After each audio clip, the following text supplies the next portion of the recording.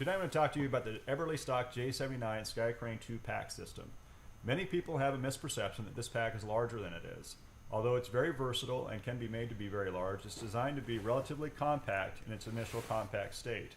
The Skycrane II is designed to be visually similar to the G4 Operator Pack or the F4 Terminator Pack. The idea being that we can outfit an entire unit and have different missions doing different things.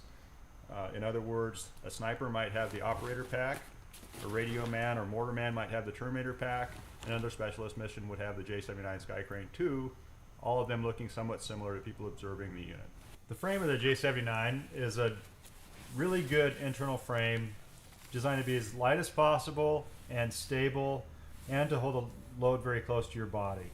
The main frame panel is actually sewn right to this side of the frame so that it's very tight.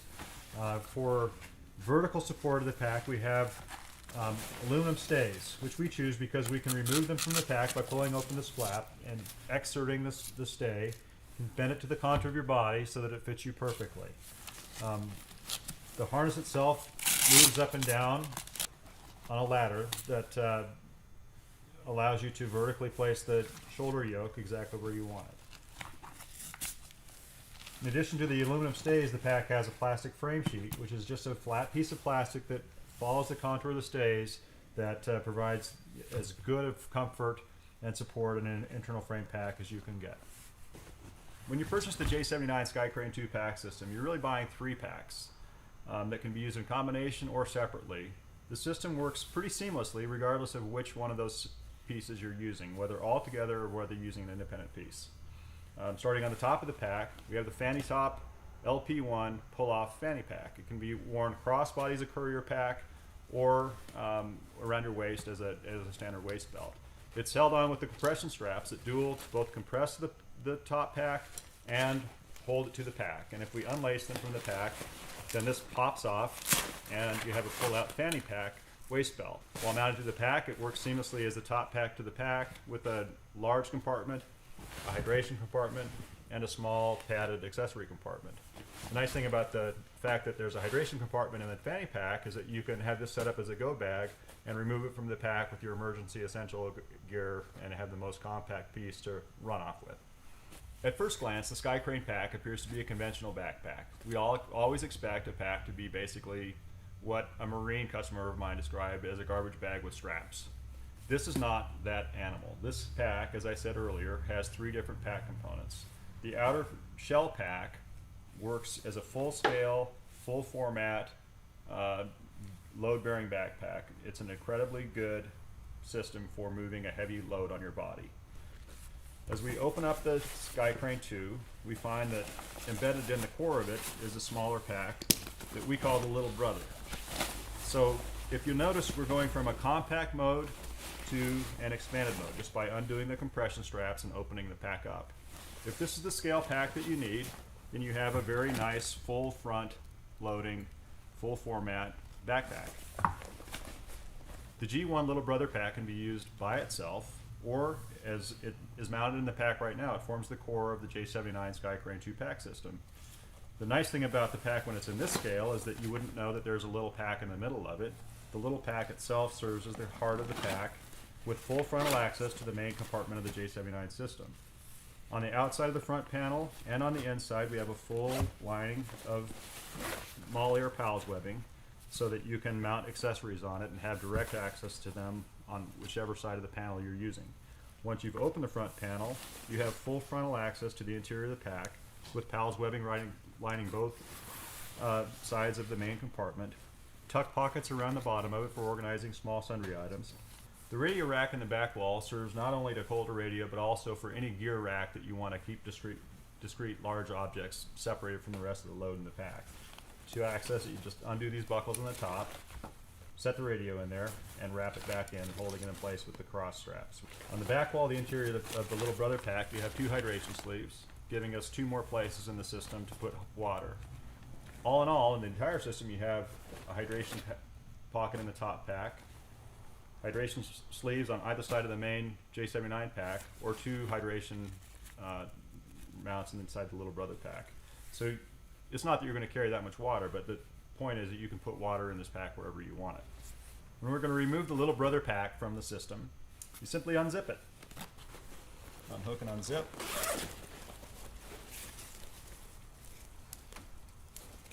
And from the heart of this larger pack, now we have a smaller pack that's a standalone full backpack of it's basically the equivalent of a military 3-day pack. It has compression straps that allow us to compress it flat and control the load, as well as a nice pack harness that's its own pack harness. So we needn't remove the harness from the main pack and mount it to this. It's all ready to go. However, if you want more load-bearing potential in this little pack, the actual waste belt from the J79 pack can be pulled out and inserted into this pack. So we can turn this into a pretty nice little standalone 3-day pack. Again, though, as with most of our products, it has more capability than you would think at first glance. It's designed to work with the A4SS weapons carrier, so we simply open up a tunnel in the pack by finding the zipper and extending it. So you can see I'm just opening up an expansion gusset in the pack by pulling this around. Work it past the load adjusters.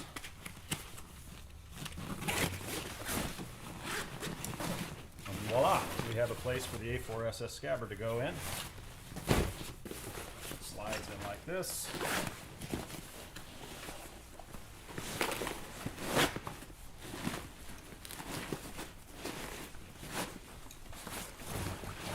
And now we're going to take the tether strap and the hooks and mount them to the inside back wall of the pack to hold the A4SS scabbard inside the G1 little brother. At that point, you have a pack that's very much similar to our G2 Gunslinger 2 or our G3 Phantom pack. With the A4SS weapon carrier mounted in this pack, we can take our sniper rifle, put it in this, and drop the whole system inside the J79, wrap the pack around it, and run off with the J79 system complete. With the little brother pack removed from the J79 main pack, we have now a nice panel that's exposed, that's a full MOLLE or PALS webbing compatible panel that allows us to mount accessories onto the pack. We can hang any kind of accessory that you want on there. And now where this zipper was before used to hold the little brother pack in, it will wrap over the accessories that we have mounted there and zip to itself.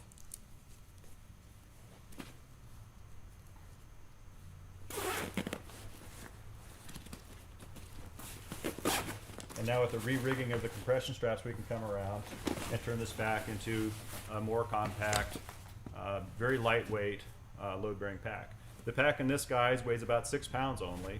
The top pack is a pound, so it's a 7-pound system as I hold it, but pull that off and you have a 6-pound pack that you can put 150 pounds of sand into if you want to, or 2 jerry cans, whatever you want to move.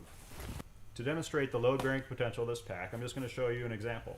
I'm going to pull the compression straps out from behind the factory rigging so that we have a free compression strap. As it comes to you, these are mounted behind these side pockets so that you don't compress the side pockets if you're compressing something in the load bay of the pack. But if I want to compress the whole pack, or simply have the compression straps ready to grapple something to the pack, I can pull them out and extend them and grapple them around the pack. I can carry literally anything I can think of on this pack that's man-portable.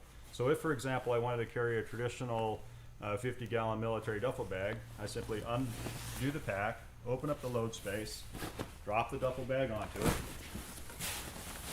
pull the compression straps around it,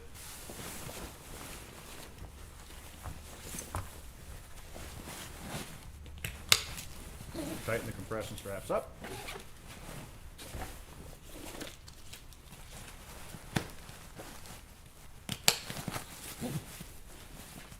pull the load chassis around the bottom of the pack and attach it to the top. Never fearing to pull hard on things to make it nice and firmly packed. And as fast as I can buckle buckles together, I have a pack that acts like it was seamlessly supposed to carry that load, and off I go with it. So far I've talked to you about the overall utility of the Skycrane pack system, and I think you can see that it's very versatile. But we've pretty much started as a company with our mission being to serve the snipers and the scouts in the world. So for the scout sniper mission, this pack is particularly special in that it's designed to carry weapons in ways that other packs simply are not. We can take the 3-component system that we've purchased as the basic pack and add the A4SS tactical weapon carrier to it. With the A4SS, we can mount it on the main panel of the Skycrane pack, and if this is all the system that you need, you simply wrap the pack back around it and run with your weapon in the pack in the basic pack system.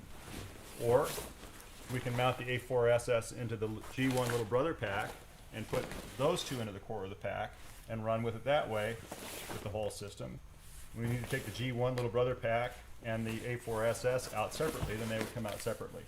The way it works is the J79 system has portals in the bottom flap and in the top that allow the weapon carrier to insert. The A4SS has hooks on the back and a tether strap that allow us to weave into the webbing that's on the main panel of the pack. So we will do that real quick. So now I have the A4SS mounted into the J79 pack. I tuck the bottom of the scabbard out through the bottom flap and get ready to wrap the pack back together. If I want to use the little brother pack, then it drops on in front, zips onto the sides, and my weapon carrier is soon buried in the pack. If I want to use the pack by itself, then I simply zip the pack back together this way. So now I have a nice weapons pack ready to go. To access the top of the weapon carrier, I come through the back of the pack between the frame and the body of the pack.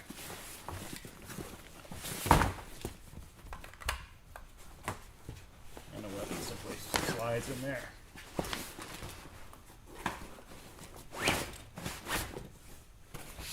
And we're off and running. This whole system, without the A4SS scabbard, weighs 10 pounds.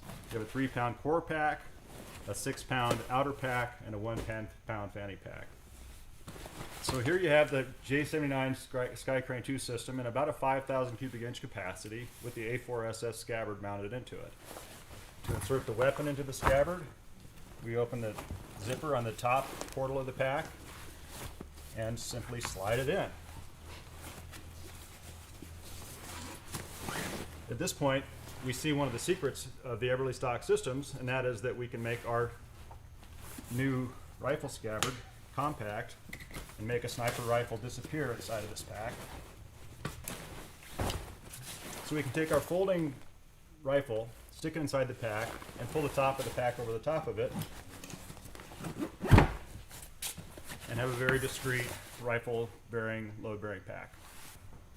Now, if I haven't shown you enough to impress you already with the J79 Skycrane pack system, we have one more trick that we can show you. It's not a trick, it's really a practical measure.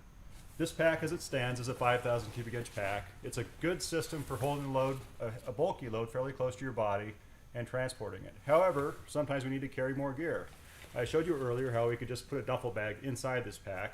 Well, we can also mount one outside and it'll work seamlessly with the pack. I'm going to take the J3SD Super Spike duffel, undo the compression straps of the pack, and I'm going to undo the zippers that hold the little brother pack into the core. Leaving the little brother pack here because it's loaded with my gear and I want to bring it with me. I'm going to take this fairly light J3SD Super Spike duffel, lay it on the outside of the pack, and now simply zip it to it.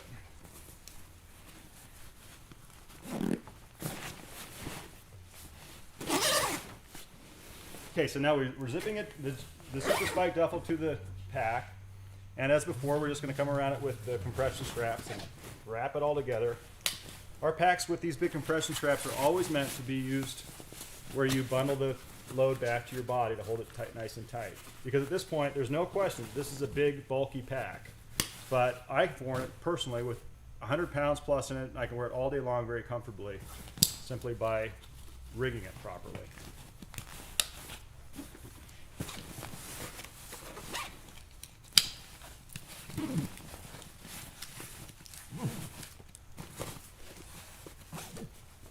So if that 5,000 cubic inch pack wasn't big enough for us, we now have about an 8,000 cubic inch pack.